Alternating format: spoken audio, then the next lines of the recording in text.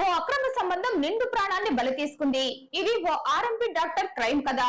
ఆ ఇద్దరికి వేరు వేరు వ్యక్తులతో పెళ్లిళ్ళయ్యాయి, పిల్లలు కూడా ఉన్నారు. కానీ ఇద్దరు ప్రేమ అంటూ దగ్గరయ్యారు. కానీ కొన్నాళ్ళకి ఈ ఇద్దరికి చెడింది. దీంతో కథ హత్యతో ముగిసింది. నల్గొండ జిల్లా గుర్రంపోడు మండలం జునుతల గ్రామానికి చెందినవాడు శ్రీనివాసరెడ్డి. ఇతనికి జ్యోతి అనే మహిళతో పెళ్లైంది, పిల్లలు కూడా ఉన్నారు. ఉద్యోగరీత్యా వీరి ఫ్యామిలీ మిర్యాలగూడలో ఉంటుంది.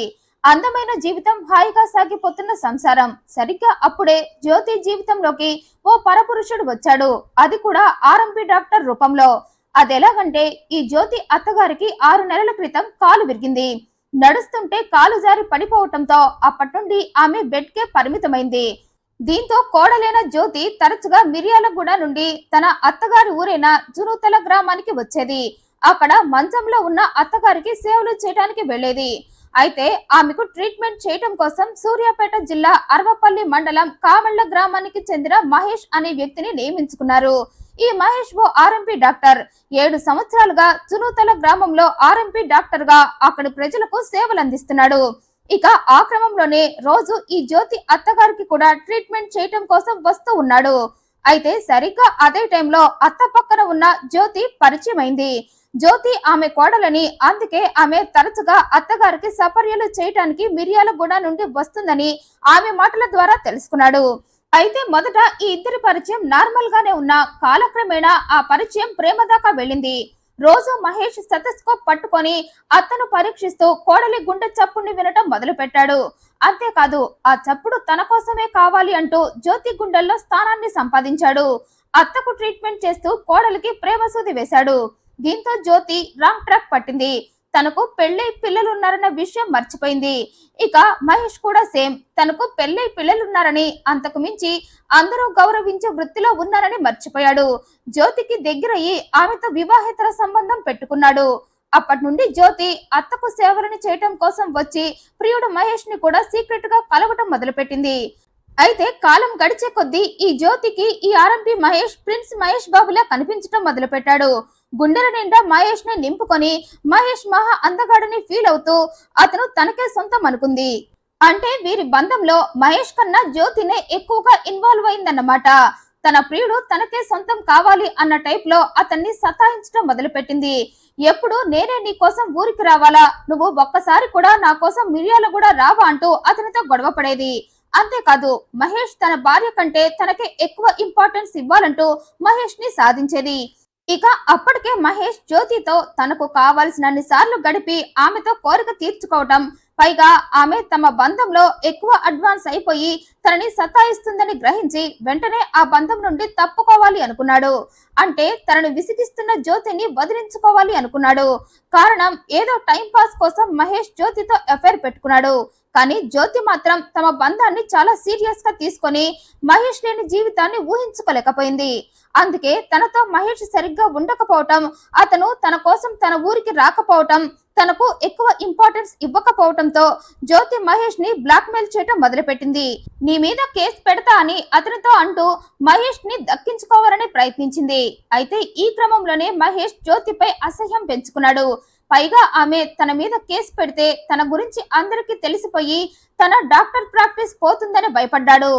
ఏదో సైలెంట్ గా ఓ సైడ్ హీరోయిన్ లా ఉంటుందిలే అనుకుంటే తన కథలో మెయిన్ హీరోయిన్ కావాలి అనుకుంటుందని జ్యోతిని చంపేయాలి అనుకున్నాడు. కానీ అదంతా ఆమె తన మీద ఉన్న మితిమీరిన మోహంతో చేస్తుంది అని తెలుసుకోలేకపోయాడు. కారణం, మహేష్ కి కావాల్సింది జ్యోతి దగ్గర నుండి సుఖం మాత్రమే. ఆమె మనసు, ఆ మనసులో ఫీలింగ్స్ అతనికి అవసరం లేదు. అందుకే ఆమె పనులను టార్చర్ లా ఫీల్ అయ్యి జ్యోతిని చంపేయాలి అనుకున్నాడు. అందుకు సమయం కోసం ఎదురు చూస్తూ ఉన్నాడు. ఈలోగా జ్యోతి రైతు బంధు డబ్బులు పడటంతో ఆ డబ్బుల కోసం అత్త ఊరికి బయలుదేరింది. మిర్యాలగూడలో బస్ ఎక్కి మల్లేపల్లి బస్ స్టాండ్ లో దిగింది. అక్కడి నుండి ఆమె అత్తగారి ఊరైన జునుతలకు వెళ్ళాలి. అయితే ఆ టైంలో బస్ స్టాండ్ లో బస్సు లేకపోవడంతో ఆమె బస్ కోసం వెయిట్ చేస్తూ ఉంది. అలా వెయిట్ చేస్తూ బస్సు రాకపోవడంతో ఈ మహేష్ కి ఫోన్ చేసింది. ఇక దగ్గరలోనే ఉన్న మహేష్ జ్యోతిని చంపేందుకు అదే కరెక్ట్ టైం అనుకున్నాడు. ఆమెను బస్ స్టాండ్ దగ్గర రిసీవ్ చేసుకొని కారు ఎక్కించుకొని కారులోనే ఆమెను చంపాలి అనుకున్నాడు. అందుకే కార్ తీసుకొని బస్ స్టాండ్ కి వెళ్ళాడు. అయితే అలా వెళ్తూ వెళ్తూ దారిలో ఓ పురుగుల మందు డబ్బా కొని ఆ మందుని ఇంజెక్షన్ లో ఇంజెక్ట్ చేసుకొని కూల్ డ్రింక్ లో మత్తు టాబ్లెట్స్ కలిపి వాటిని తీసుకొని వెళ్ళాడు. బస్ స్టాండ్ కి వెళ్లి జ్యోతిని రిసీవ్ చేసుకొని కార్ ఎక్కించుకొని వస్తున్నాడు. ఇక మహేష్ తనని రిసీవ్ చేసుకున్నాడని భర్తకు ఫోన్ చేసి చెప్పింది జ్యోతి. అయితే ఈలోగా మహేష్ కారుని గ్రామం వైపుగా కాకుండా మరోవైపుకు తీసుకువెళ్లటం జ్యోతి గమనించింది. దీంతో ఆమె ఇటెందుకు తీసుకువెళ్తున్నావని మహేష్ అడిగింది. అందుకు మహేష్ ఊరికే సరదాగా అలా కాసేపు తిరిగి గ్రామానికి వెళ్దామంటూ మత్తు మందు కలిపిన కూల్ డ్రింక్ ని ఆమెకి తాగమని ఇచ్చాడు. ఇక అందులో మత్తు మందు కలిసిందని తెలియక ఆ కూల్ డ్రింక్ చాలా కూల్ గా తాగింది జ్యోతి. అలా తాగిన కొద్దిసేపటికే కునుకు తీసింది. ఇక ఈ గ్యాప్ లో మహేష్ చివరిసారి జ్యోతితో కోరిక తీర్చుకోవాలని ఆమెపై అత్యాచారం చేశాడు. అయితే ఇది జరిగిన కొద్దిసేపటికి జ్యోతికి మెలకువ వచ్చి ఏంటి నాకు ఏమైంది అని అడగటంతో అందుకు మహేష్ నువ్వు చాలా నీరసంగా ఉన్నావు, అందుకే అలా మాట్లాడుతూనే స్పృహ కోల్పోయావు, నీకు బలం బాగా తగ్గింది, నువ్వు వెంటనే కోలుకోవాలంటే నీకు బలం ఇంజెక్షన్ ఇవ్వాలి అంటూ కారాపి తను గడ్డి మందు ఇంజెక్ట్ చేసిన ఇంజెక్షన్ ని తీసి జ్యోతి 2 చేతులకు అవి బలం ఇంజెక్షన్స్ అని చెప్పి వేశాడు. ఇక అవి వేసిన కొద్దిసేపటికే జ్యోతి నోట్లో నుండి నురగలు వస్తూ ఆమె మగతలోకి వెళుతూ ఉండగా మిగిలిన గడ్డి మందుని బలవంతంగా ఆమె నోట్లో పోసేశాడు. దీంతో పూర్తిగా అపస్మారక స్థితిలోకి వెళ్లిపోయి కదలలేదు జ్యోతి. ఇక అది చూసి జ్యోతి చనిపోయిందనుకున్నాడు మహేష్. అందుకే ఆమె శవాన్ని ఎక్కడైనా పడేసి ఆమె ఉనికి గురించి ఎవరికీ తెలియకుండా చెయ్యాలి అనుకున్నాడు.